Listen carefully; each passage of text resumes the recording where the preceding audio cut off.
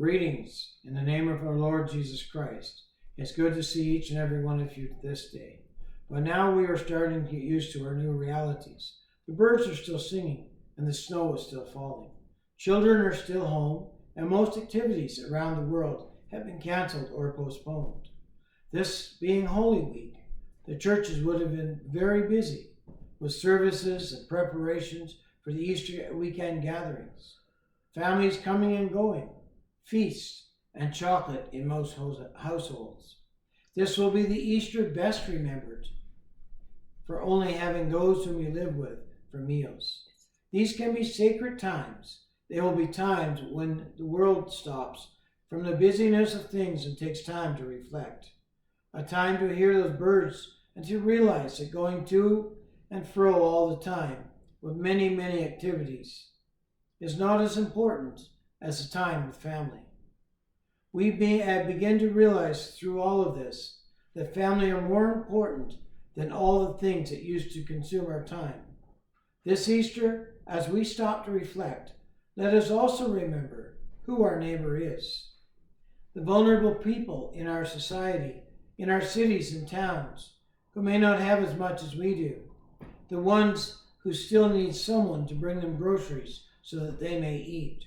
The one who fights addictions and doesn't know where to turn. The household where there is abuse, and the abuse has gotten worse since everyone is home all the time. The children who used to have the safe meal at school and now doesn't. The one in the hotel who had places to go to get a free meal and now they have stopped. These are the ones still in need of the Salvation Army. Around the world, a lot of the Salvation Army activities have had to be innovative.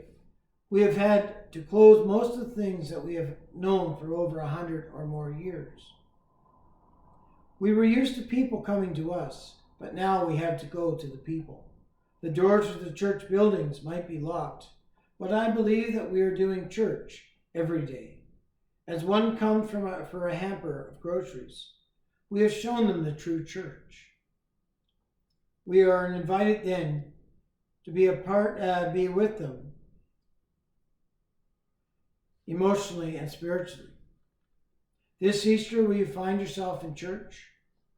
Not in large gatherings, but in the true church, communing with God, spending time in prayer and petitioning for those who may be exposed to COVID-19, praying for families and loved ones that have compromised immune systems, praying for those around our tables that none of them get the virus, praying for those on the front lines that have been put in harm's way in order to help another family.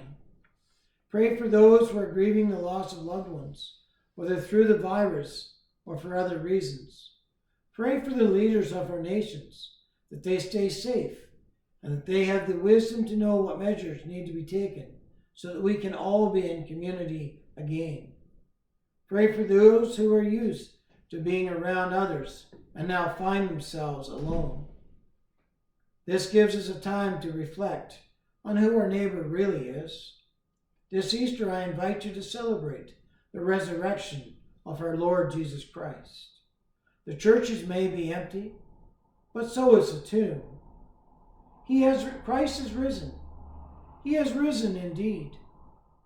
We may be quarantined to our homes for this time, but we have not lost the privilege of having church this Sunday. Praising God for the things around us, celebrating this time with our families. The bigger church can celebrate and has been more connected over the last 4 weeks than it has been in many years. People are calling one another and praying with them. They are sharing the important things and are even able to laugh together. They are sharing so that their neighbor has what they need. This Easter, may the church be real in your heart. May each of you be safe at home and in God's hands. May God bless you.